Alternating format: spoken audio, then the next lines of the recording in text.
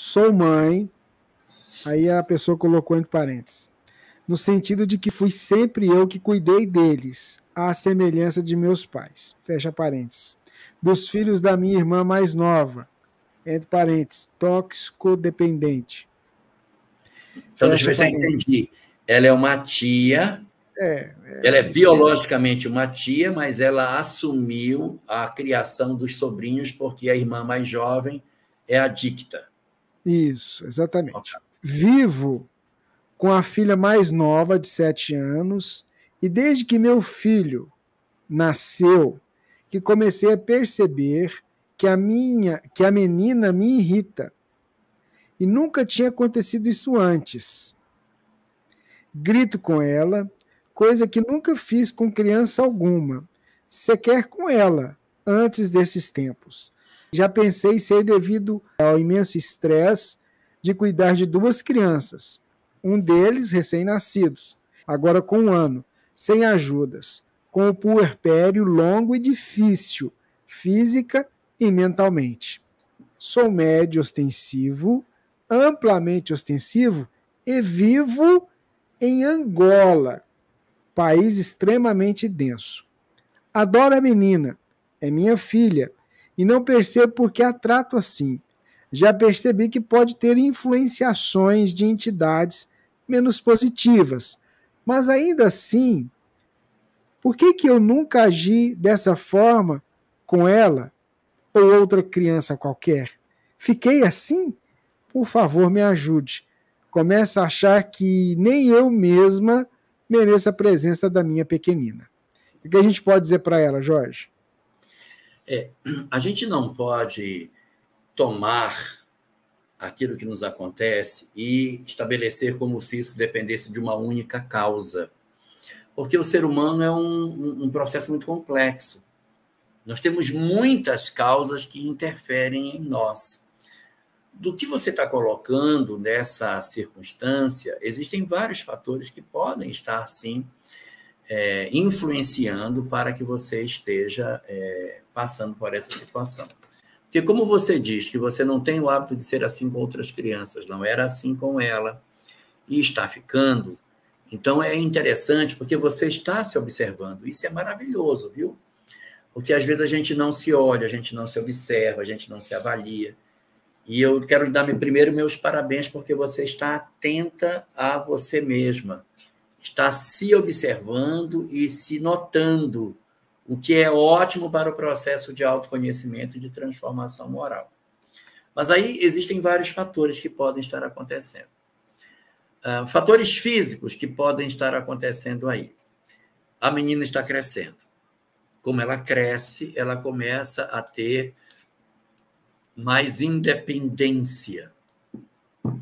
Uma criança pequena, a gente consegue ter mais controle, a gente coloca a pessoa para dentro, define o que vai vestir, o que vai comer. É mais fácil você lidar com uma criança que é menor. À medida que as crianças vão crescendo, elas vão tendo mais autonomia naquilo que elas querem para as suas próprias vidas. E isso pode ser um ponto de estresse, porque o crescimento dela começa ela, quero ir falar com meu colega, eu não quero obedecer, eu quero 7 aninhos, começa a ter uma série de dificuldades. Esse é o primeiro ponto. Segundo ponto, um processo caracterizado pelo chamado processo reencarnatório. Emmanuel coloca que o processo reencarnatório ele tem uma marca muito forte no período dos 7 anos. Que é um período em que as relações do espírito com o mundo espiritual ela vai fechando. E as percepções que o espírito tinha nos anos anteriores vão desaparecendo. Então, o amigo invisível, o choro que não dorme porque está vendo um espírito no quarto, a capacidade de... Você leva a criança volta doente de um ambiente que ela pegou uma energia mais pesada num determinado local. São todas experiências muito típicas do primeiro pedaço da infância, da chamada primeira infância. Quando a gente chega lá pela volta dos 7 anos, nós entramos numa segunda fase. E aí, o processo de despertamento do espírito entra num processo mais acelerado, que vai culminar na adolescência. Então, uma segunda causa seria esta relação da criança com o despertar do espírito no próprio corpo e, consequentemente, você ter dificuldade de lidar com o espírito mais desperto, que acontece aos 7 anos. Uma terceira coisa que não pode ser esquecida é que o espírito pode ser conhecido seu, que é muito provável. A menina, sua sobrinha / filha, ela é, na verdade, um espírito conhecido. E agora que ela está saindo da primeira infância e entrando na segunda infância, o espírito está se assenhorando do corpo. Então, você enxerga mais nitidamente quem é a entidade que encarnou naquele corpo frágil que você cuidou na primeira infância. Então, algumas rejeições que existem podem estar acontecendo em função da dificuldade de relacionamento. Um quarto fator são as influências espirituais que podem estar acontecendo também. A menina pode ter influências espirituais. A mãe biológica tem perturbadores.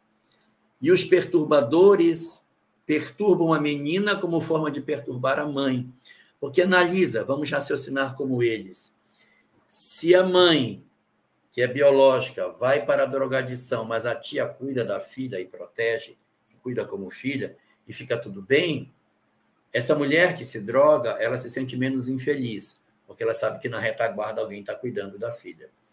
Mas se houver um problema na relação da tia com a filha dela, em que houver uma desavença, tiver atrito, ela vai se desequilibrar mais ainda. E como ela está num processo de drogadição, os espíritos podem estar promovendo uma perturbação aqui para perturbar lá, para que ela fique mais perturbada e depois isso possa até ter uma relação com você também. Então, é uma maneira de desestabilizar o grupo familiar, uma presença espiritual nesse sentido.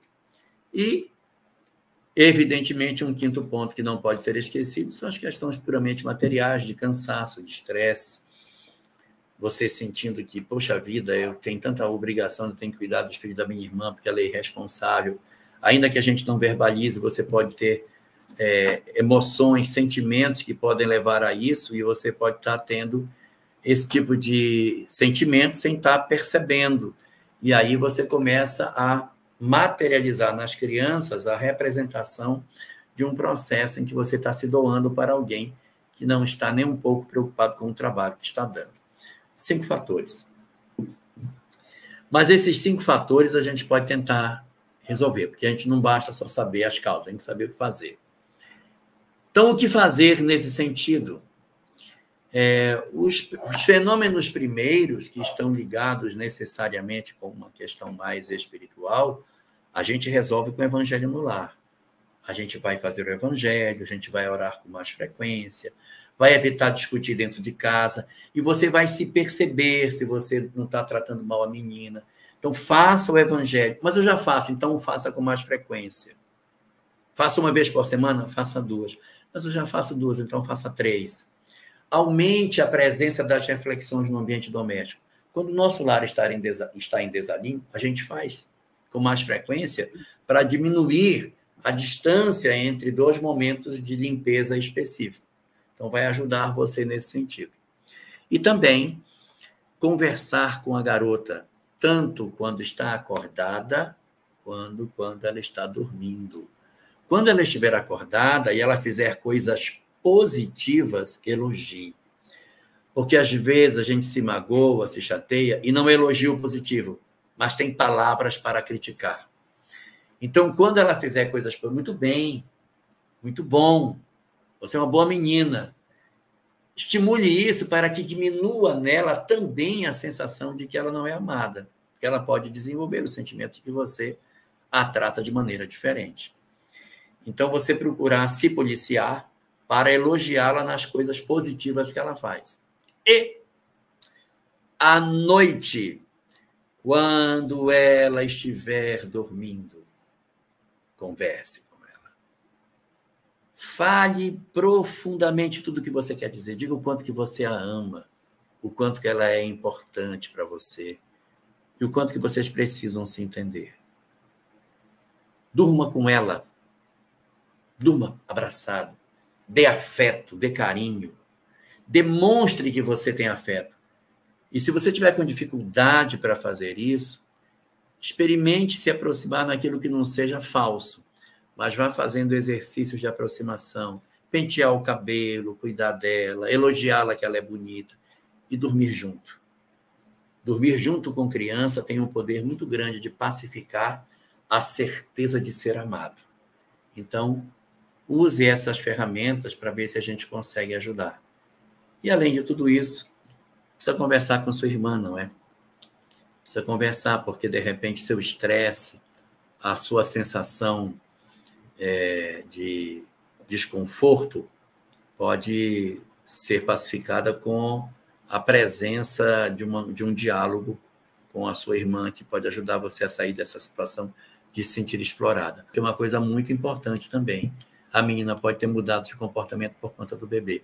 O filho mais novo está chamando a atenção e você está se dividindo entre os dois e ela, então, está assumindo um comportamento para competir com o bebê que está tirando a sua atenção dela.